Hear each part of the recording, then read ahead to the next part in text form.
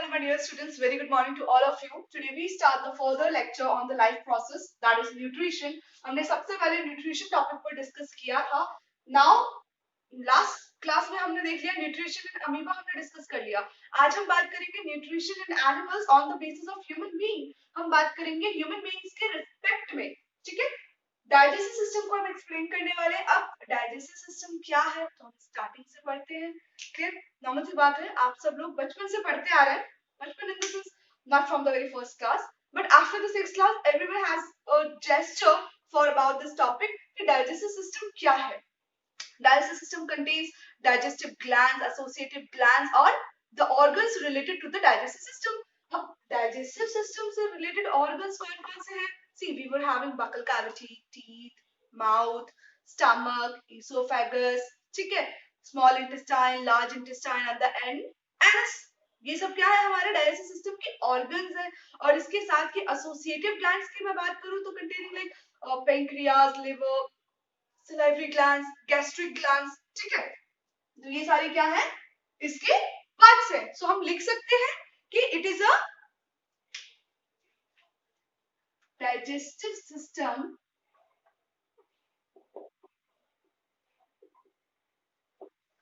is the association of organs and associated glands लिख देते हैं बिकॉज उसी में ही डाइजेस्टिव ग्लैंड्स भी आ जाती हैं. ठीक है? Associated glands. Why this is necessary? Digestive system का हमारे बॉडी के अंदर, हमारे लाइफ में होना क्यों जरूरी है? सी, हम बहुत सारी वैरायटीज ऑफ फूड ईट करते हैं. हम फैट लेते हैं, हम कार्बोहाइड्रेट लेते हैं, हम प्रोटीन लेते हैं. ये सब के सब क्या है? These all are complex substances. सबको पता है. These all are complex substances. ठीक है? अब ये complex substances my dear, हमारी जो small intestine है उसकी जो absorbing lining है बेटा, वो membrane या lining बोलो. हमने नेक्स्ट जो लास्ट क्लास थी हमारी 9th क्लास में, हमने टिश्यू बहुत अच्छे से पढ़ा है.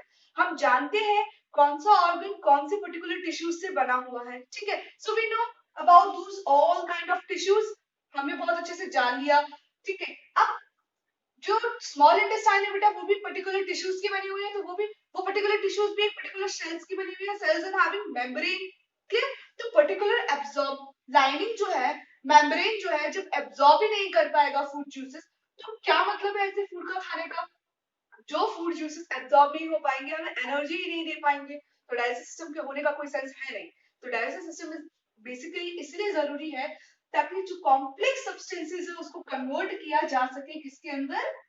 सिंपलेस्ट सब्सटेंसेस के अंदर. ठीक है? बात समझ में आई?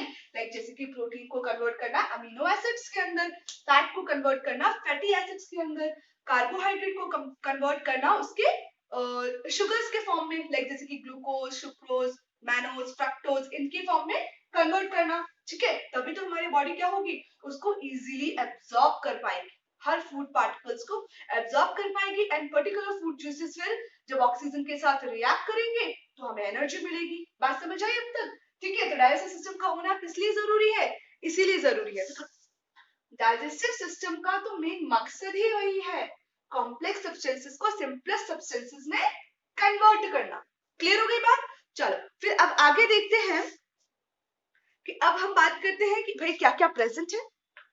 So digestive system contains alimentary canal which is of 9 meter long. So it contains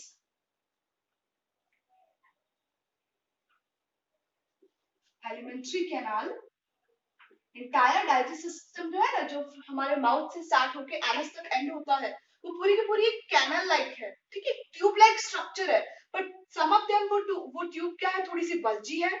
ठीक है? बैग लाइक है. और कहीं पे वो ट्यूब कैसी, बहुत ही ज्यादा थिन ल्यूमेन की है. ठीक है? तो लेकिन कंटिन्यूअस है, और उस पर्टिकुलर ट्यूब लाइक स्ट्रक्चर को हम बोलते हैं alimentary canal which is of 9 metre long. बात क्लियर है? समझ आ रही है अब तक बात?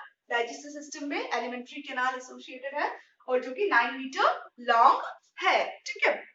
इसके साथ साथ एसोसिएटेड ग्लैंड्स भी है, मैंने आपको बता दिया, that is of digestive glands, ठीक है, जो कि स्टमक में प्रेजेंट होती है, पैंक्रियाज है, लिवर है, तो इट्स अपने आप में वो एक ग्लैंड है जो कि बहुत सारे एंजाइम्स को सिक्रीट करते हैं, ठीक है। अब एक बात देखो, 9th क्लास में हमने एनिमल किंगडम पढ़ा था, ठीक है, हमने स्टार्टिंग करी थी वेरी फर्स्ट फाइलम से, फिर हमने प्लेटिहेल्मिन्थ्स, यहाँ तक हमने पूरे पढ़ लिए, पूरे प्रोटिस्टा, ठीक है, और वो टिरोफोरा, प्लेटिहेल्मिन्थ्स, एस्कर्मिन्थ्स, उसके बाद हमने पढ़ा था एनालिडा। अब अगर आप नोट डाउन करो तो डाइजेस्टिव सिस्टम हमने एनिमल किंगडम में कौन से फाइलम से देखना स्टार्ट किया था? डाइजेस्टिव सिस्टम हम पढ़ रहे हैं, पर कभी हमने सोचा कि ये जो पर्टिकुलर डाइजेस्टिव सिस्टम जो अराइज हुआ हमारे बॉडी के अंदर, सी ह्यूमन बीइंग्स के अंदर कंप्लीट एलिमेंट्री कैनाल है, ह्यूमन बीइंग्स के अंदर कंप्लीट जो किंगडम एनिमेलिया है ना, उसके अंदर कंप्लीट एलिमेंट्री कैनाल है, लेकिन इट इज नॉट नेसेसरी कि जो अदर फाइलम्स हैं उनमें क्या बोलते हैं कंप्लीट एलिमेंट्री कैनाल होगी, नहीं, एलिमेंट्री कैनाल जो डाइजेस्टिव सिस्टम है वो कहां से स्टार्ट किया था, कहां से स्टार्ट हुआ था, जब एवोल्यूशन का टाइम हुआ था तो हमें वो सबसे पहले कहां दिखा, एनालिडा ग्रुप के अंदर, जिसमें हमने लिखा भी था, मैंने आप लोगों को पढ़ाया भी था, that is tube with in tube digestive system है। एनालिडा के जो स्ट्रक्चर है, अगर आप नोट डाउन करो, एनालिडा के अंदर जितने भी एनिमल्स पाए जाते हैं वो किस तरीके के अपीयर होते हैं, ट्यूब लाइक एनिमल्स है, और उस ट्यूब लाइक एनिमल्स के अंदर जो डाइजेस्टिव सिस्टम है एक इंटायर पतली सी ट्यूब उसके अंदर पाई जाती है। क्लियर है बात मेरी? अर्थवर्म क्या है, अपने आप में ट्यूब है और उसके अंदर जो डाइजेस्टिव सिस्टम है वो भी एक ट्यूब लाइक ही है, तो tube with in tube digestive system present होता है। तो एलिमेंट्री कैनाल की जो स्टार्टिंग है बेटा वो हमें कहां से दिखती है, एनालिडा फाइलम से, और उसके बाद फिर देखिए तो धीरे धीरे एवोल्यूशन होता गया और धीरे धीरे बहुत सारी डाइजेस्टिव जो ऑर्गन्स है वो डेवलप होते गए, साथ ही साथ बहुत सारे एसोसिएटेड ग्लैंड्स भी डेवलप होते चले गए, एंड एट द एंड जब एनिमेलिया किंगडम आया, that is the phylum related to the element Animalia kingdom, sorry जो फाइलम है अपने वर्टिब्रेटा है, ठीक है, जब ये कॉर्डेटा जब ग्रुप आया तब जो एलिमेंट्री कैनाल है वो प्रॉपर डेवलप हो गया। क्लियर? अब उसमें प्रॉपर हमारे पास में प्रॉपर एसोसिएटिव ग्लैंड्स भी है एंड प्रॉपर एलिमेंट्री कैनाल भी है। चलो, तो बात समझ आ गई? एक क्वेश्चन मेरे माइंड में ऐसे आ रहा है कि which of the animal is having a very long esophagus? ठीक है बेटा, ये आंसर आप लोग मुझे जरूर मैसेज करना। Which animal having long esophagus? Clear? ये आंसर मुझे जरूर लिख कर देना बेटा। चलिए आगे बढ़ते हैं, अब हम आ जाते हैं, हमने बात कर ली एलिमेंट्री कैनाल की 9 मीटर लॉन्ग है, ठीक है। अब हम पार्ट्स की बात करते हैं कि एलिमेंट्री कैनाल में किस तरीके से प्रेजेंट है, क्या क्या चीजें प्रेजेंट है, ध्यान दीजिएगा।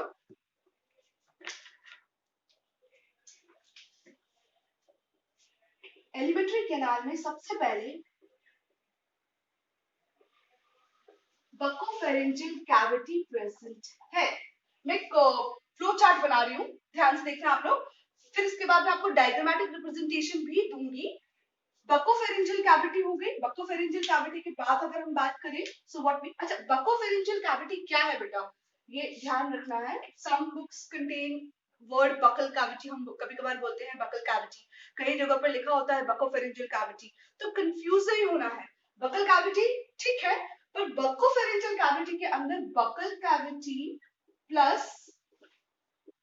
फेरिंक्स रीजन दोनों को कंक्लूड किया हुआ है। बात समझ आई? अब जो फेरिंक्स रीजन है वो क्या है, pharynx is a common passage, ये कॉमन जगह है किसके लिए, for the passage of air and for the passage of food, ये यहाँ पे हमारे थ्रॉट रीजन में प्रेजेंट होता है। जस्ट हमारी टंग जैसे ही कंप्लीट होती है वहां पे जो रीजन आ जाता है ओव्यूला के पीछे, यहाँ पे फेरिंक्स रीजन है, ठीक है। तो ये बकल कैविटी प्लस फेरिंक्स दोनों को कंक्लूड कर देते हैं तो बकोफेरेंजियल कैविटी बोला जाता है, ठीक है। बात समझ आई? बकल कैविटी तब बोला जाता है जब हम फेरिंक्स रीजन को कंक्लूड नहीं करते हैं, क्लियर। अब बकोफेरेंजियल कैविटी के बाद में क्या आ रहा है बेटा, इसके बाद आ रहा है हमारे पास में माउथ, ये पूरी बकल कैविटी है। बात समझ आ रही है? बकल कैविटी के अंदर जब हम बात करेंगे तो हम सबसे पहले देखेंगे माउथ,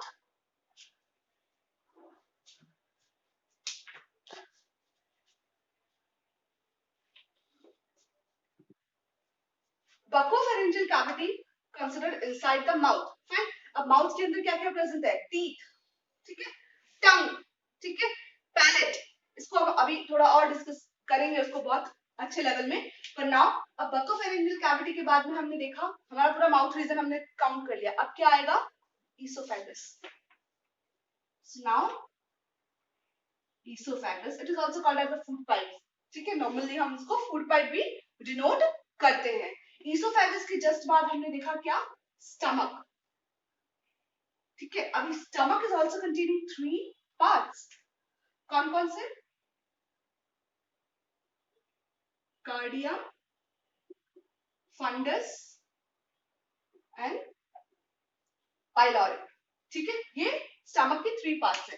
फर्दर अब हम आगे मूव करते हैं तो स्टमक के जस्ट बाद क्या आ रहा है? Small intestine. और स्टमक के बाद में जो स्मॉल इंटेस्टाइन आ रही है बेटा, small intestine itself having 3 parts, उसके भी 3 पार्ट्स है। कौन कौन से? जॉर्जिनम, जेजुनम और इलियम, ठीक है। ये हम अपनी पास्ट क्लासेस में भी पढ़ चुके होंगे। फिर इसके बाद स्मॉल इंटेस्टाइन के बाद में आ रहा है लार्ज इंटेस्टाइन। लार्ज इंटेस्टाइन में भी 3 पार्ट्स होते हैं जो मेजरली ज्यादातर नहीं पता होते बच्चों को। That is caecum, colon and rectum. यहाँ पे मैं एक चीज और बताना चाहूंगी कि कॉलोन को भी 3 पार्ट्स में डिवाइडेड किया गया है। 3 तरीके से उसको डिस्टिंग्विश किया गया है, ascending colon, transverse colon and descending colon. जब मैं आपको डायग्रामेटिक रिप्रेजेंटेशन बताऊंगी तब आप देखना उसको। आफ्टर देन लार्ज इंटेस्टाइन के बाद में रेक्टम एंड रेक्टम के बाद में एनस। सो ये हमारा एंटायर डाइजेस्टिव सिस्टम है। फटाफट से इस फ्लोचार्ट को आप ड्रॉ कर लीजिए, ठीक है।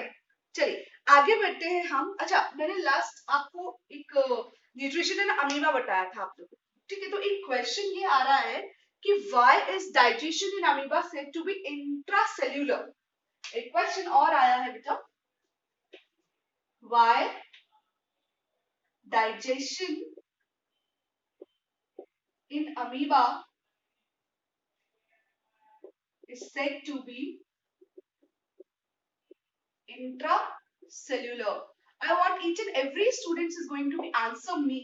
मैं चाहती हूँ कि आप सब बच्चे मुझे इसका आंसर जरूर लिख कर देंगे, ठीक है। इजी है, नेक्स्ट क्लास में मैं आपका स्टार्टिंग इसी क्वेश्चन से ही करूंगी, ठीक है। मैं आपको आंसर जरूर बताऊंगी but right now I want the answer from your side, ठीक है। चलो आगे बढ़ते हैं। अब हम एसोसिएटेड ग्लैंड्स को भी अगर, ठीक है, एसोसिएटेड ग्लैंड्स भी आप लिख लीजिए। हमने बात तो कर ली, मैंने आपको बता भी दिया, बट समटाइम्स ऐसा होता है कि हमारे दिमाग से निकल जाता है। तो आप लिख लो कि एसोसिएटेड ग्लैंड्स में क्या क्या प्रेजेंट है। सलाइवरी ग्लैंड्स, ठीक है, gastric glands, liver and pancreas, ठीक है। These are the major associated glands which are associate with the digestive system, जो digestive system से associate है। बात समझ आई बेटा? चलिए अब हम आगे बढ़ते हैं। अब हमने एंटायर अभी बहुत अच्छे से इंट्रो समझ लिया डाइजेस्टिव सिस्टम का। अब हम मेन अपने टॉपिक पर आ जाते हैं। अब हम डाइजेस्टिव सिस्टम के अंदर एंटर कर रहे हैं। We know कि डाइजेस्टिव सिस्टम की शुरुआत कहाँ से हो रही है? बकोफेरेंजियल कैविटी से, that is buccal cavity, which is the part of the mouth. Mouth is having teeth, ठीक है, और tongue and salivary glands. Tongue is having lots of taste buds. इसके बाद अगर देखा जाए तो माउथ की जो रूफ है हम उसको पैलेट बोलते हैं। ये सारी चीजें अब हम पढ़ेंगे। चलिए तो हम सबसे पहले देखते हैं mouth, which is also called as buccal cavity. Okay, so जो रूफ होती है of buccal cavity is called palate. नाम सुना होगा कई बच्चों ने, जिसको हम हिंदी में तलवा कहते हैं, तालू बोलते हैं, ठीक है। ये जो हमारे माउथ में ऊपर की तरफ जो प्रेजेंट होता है, जो रूफ है, छत, जो ऊपर वाला रीजन है, ठीक है, जब हम बोलते हैं तो हमारी टंग ऊपर वाले पोर्शन से टच करती है, क्लियर, तो that region is called palate, clear. इसके बाद माउथ की बात करें तो जो फ्लोर है, जो नीचे वाला रीजन है, फ्लोर रीजन में क्या प्रेजेंट है, टंग प्रेजेंट है, और वही अगर मैं बात करूं साइड्स में क्या प्रेजेंट है, तो साइड्स में प्रेजेंट है teeth. See our mouth is like a small room, हमारा जो माउथ है वो क्या, एक छोटे से रूम के जैसे, like the room which also having floors, which also having side walls and which also having roof, सब कुछ है। सेम हमारे माउथ में भी रूफ है, जिस रूफ को हम क्या बोलते हैं, पैलेट। जो फ्लोर है वहां पे हमारे टंग प्रेजेंट है, और जो साइड्स है वहां पे हमारे टीथ प्रेजेंट है, क्लियर। और ये सारी ही चीजें हमें फूड को मास्टिकेट करने में, इंजेस्ट करने में, स्वेलोइंग करने में हेल्प कर रही है, क्लियर हो गई बात, नोट डाउन कर लो फटाफट से। चलिए पैलेट अगर हम और हायर क्लास में जाएं तो पैलेट के रीजन अगर आपने ध्यान दिया हो, कभी आप टच करके देखना अपनी टंग से अपर पैलेट को, तो हमें बहुत सारे मस्क्यूलर रिंग्स जैसे नजर आएंगे। ये हमारा, ये मैंने माउथ बनाया है, ठीक है, ये टीथ यहाँ पे प्रेजेंट है, और ये जो रीजन है पैलेट, ये टंग है, ठीक है।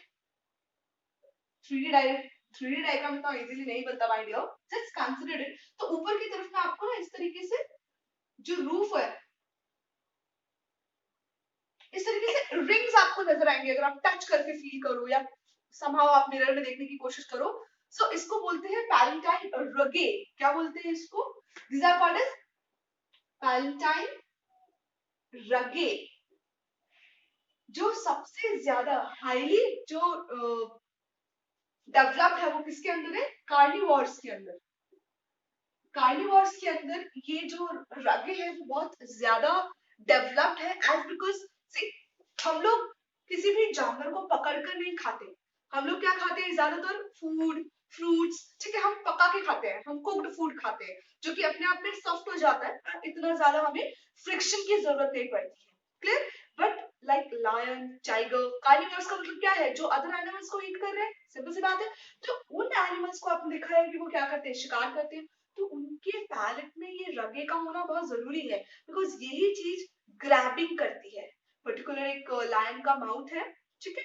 और अभी हम टंग के पर भी बात करेंगे, टंग्स भी बहुत अच्छे तरीके से डेवलपमेंट की बात करें तो कार्निवोर्स में बहुत अच्छे से डेवलप्ड है, पैपिले बहुत ज्यादा डेवलप्ड होते हैं। अगर मैं बात करूंगी पैपिले की, ठीक है, तो पैलेट जो रीजन है, पैलेटाइन जो रगे है, ठीक है, वो अपर रूट में प्रेजेंट है। जैसे ही वो किसी भी पर्टिकुलर अदर ऑर्गेनिज्म को ग्रैब करते हैं तो वो फ्रिक्शन कॉज करता है, ग्रैबिंग कॉज करने में मदद करता है, जैसे सकिंग पावर होती है, जैसे ऑक्टोपस की, ऑक्टोपस इज हैविंग सकर्स, जिसकी वजह से वो इजीली कहीं पे भी चिपक जाता है, बहुत अच्छे से अपनी पकड़ बना लेता है। सेम वही चीज पकड़, वही ग्रैबिंग कॉज करने में हेल्प करते हैं। तो कार्निवोर्स में ये ज्यादा डेवलप्ड है। ओके माय डियर, चलो आगे बढ़ते हैं हम।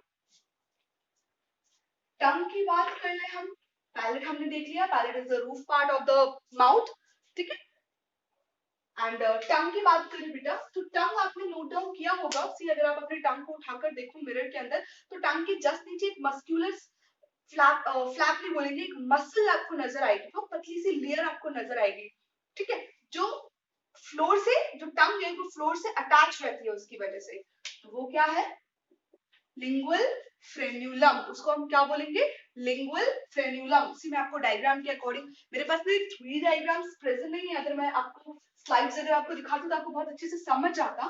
बट जो ये टंग है, ठीक है, तो टंग जो इस पर्टिकुलर ये लोअर रीजन है, और यहाँ पे इस तरीके से एक मस्कुलर मसल होती है, बहुत पतली सी लाइनिंग होती है, उससे चिपकी हुई रहती है। So this is called lingual frenulum. The tongue is attached to the floor by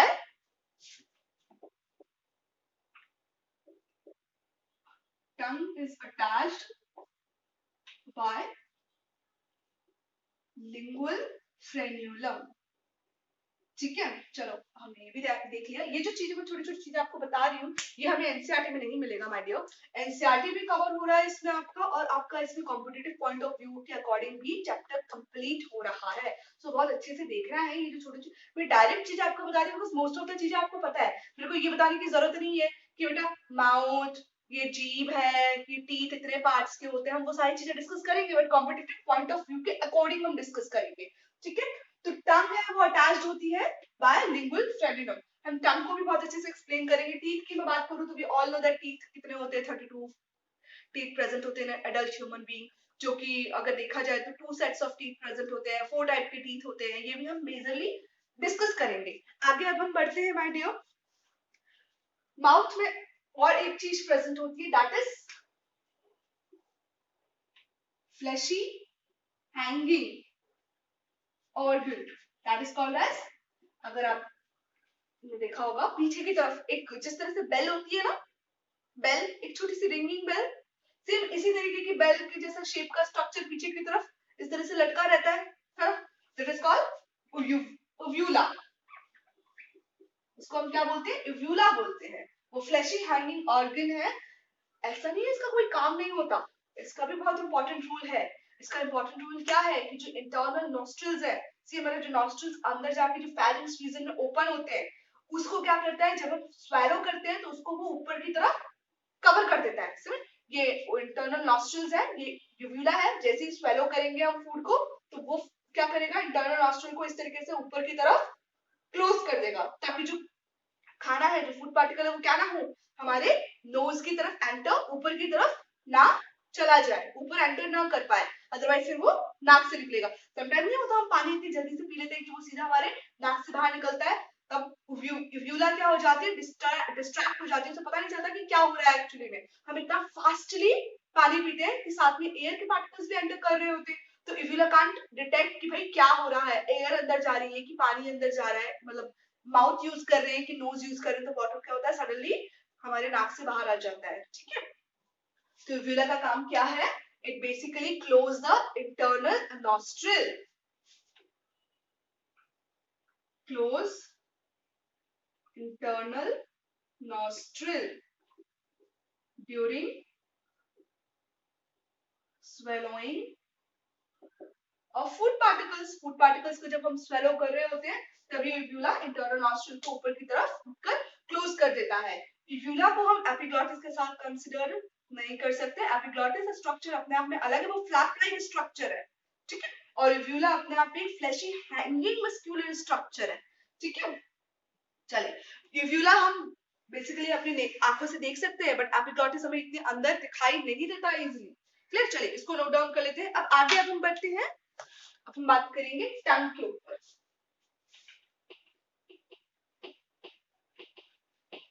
उससे पहले आपको सामने में एक डायग्राम बना देती हूँ, मैं डायग्राम के साथ थोड़ा सा एक्सप्लेन कर देती हूँ।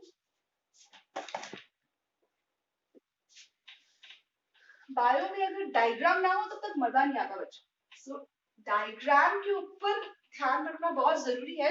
सिर्फ थ्योरी पढ़ लेने से बायो का काम नहीं चलता my dear. Biology is basically related on the diagrams only. Diagrammatic represently biology जो है, जो पढ़ी जाती है, तो वो डायग्रामेटिकली पढ़ी जाती है, थ्योरेटिकली बहुत बाद में बात आती है।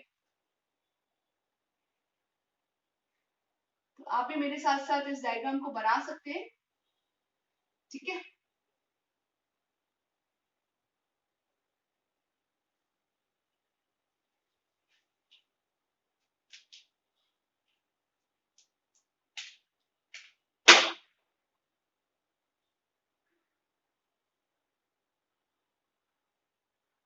इट टेक्स टाइम, तब तक आपको क्वेश्चंस जरूर सॉल्व करना जो मैंने आपको आज दिए।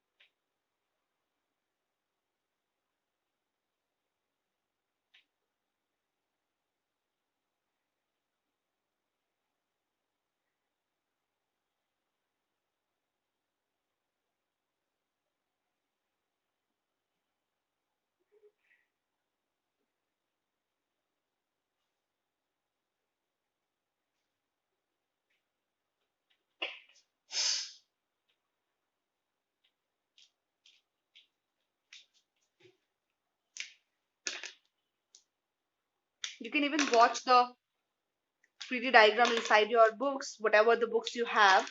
अगर आप लोगों के पास में कुछ books हैं तो आप उसमें भी उस diagram को देख सकते हैं, so that you get the clear observation about the digestive system.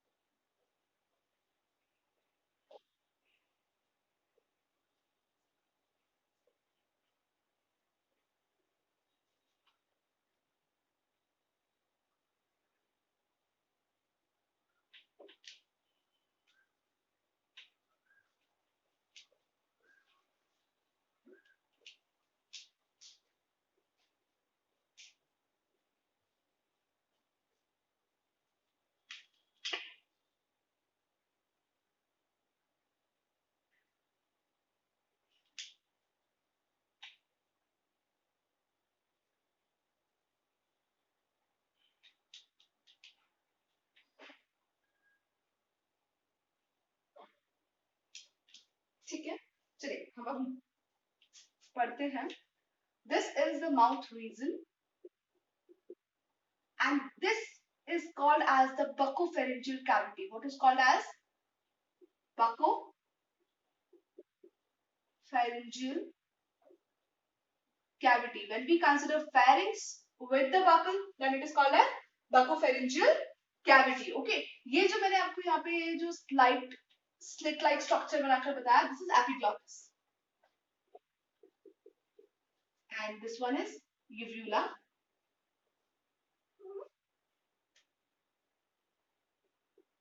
Okay, and this is esophagus,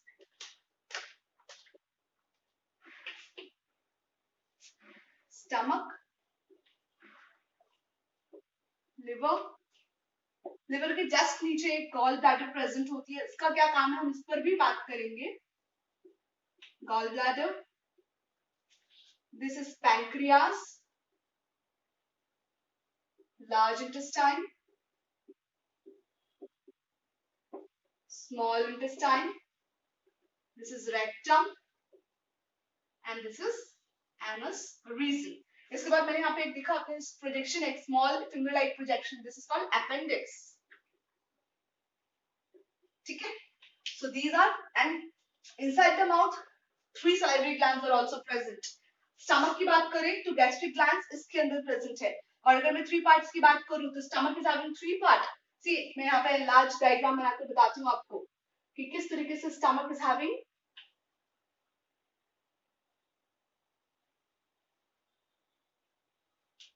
सी ये जो रीजन है this is called cardia region. ये वाला जो रीजन है ये थोड़ा सा बेसिकली अगर मैं बात करूं तो स्टमक यहाँ से थोड़ा सा ऊपर की तरफ इस तरीके से. So this region is called fundus. ठीक है, and this region is called pyloric. Pyloric region में HCl प्रेजेंट होता है, हम बाद में डिस्कस करेंगे जब स्टमक पढ़ेंगे अच्छे से. तो यहाँ पे स्टमक प्रेजेंट होता है. कार्डिया रीजन, ईसोफेगस जैसे ही कंप्लीट हो रहा है, जैसे ही ईसोफेगस और स्टमक का जो जंक्शन है that region is called cardia, जहां से फूड बॉलस एंटर करता है. फंडस वो रीजन है जहाँ पे म्यूकस सिक्रीशन होती है. ठीक है, और अदर एंजाइम्स का सिक्रीशन होता है, वहां पे एंजाइमेटिक सेल्स प्रेजेंट होते हैं. ठीक है, इसके बाद मैं बात करूं स्मॉल इंटेस्टाइन की तो स्टमक के एंड होते से ही डियोडेनम. स्टमक जैसे यहाँ पे एंड हो रहा है, यहाँ से स्टार्ट हो जाती है स्मॉल इंटेस्टाइन. तो स्मॉल इंटेस्टाइन में सबसे पहला जो पार्ट होता है दैट इज डियोडेनम. इसके बाद बात करें तो this is jejunum and the last one which is attached with the जो कि एंड हो रही है और लार्ज इंटेस्टाइन स्टार्ट हो रही है, तो this is ileum region. Fine, ileum region के अंदर में विलाई ज्यादा प्रेजेंट रहती है, that is projections, small finger like projections present होते हैं.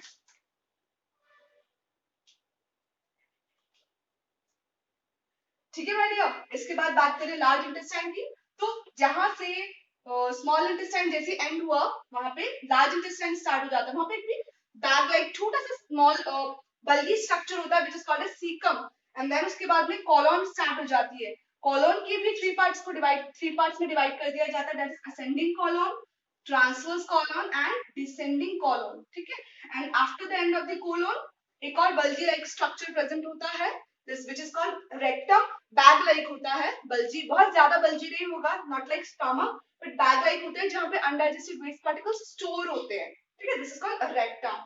And the opening end of the alimentary canal that is anus, जहां से फूड जो कि अनडाइजेस्टेड वेस्ट पार्टिकल्स है वो रिलीज आउट हो जाते हैं। So this is the diagrammatic representation. One thing I want to tell you about the sphincters which is present. Sphincters एक muscular flap होती है जो कि कंट्रोल करती है, किसके कंट्रोलिंग में हेल्प करती है, फूड के अंदर जाने में, लाइक जैसे ही ईसोफेगस, ये जो फूड है वो बॉल्स बन के ईसोफेगस में एंटर कर रहा है, अब एकदम से तो सारा का सारा फूड जो हम खा रहे हैं वो तुरंत स्टमक में नहीं पहुंचता, ठीक है, धीरे धीरे वो एंटर करता है स्टमक के अंदर और उसमें रोल प्ले करता है ये स्फिंक्टर, ये कंट्रोल करता है in and out of the food particle को, ठीक है।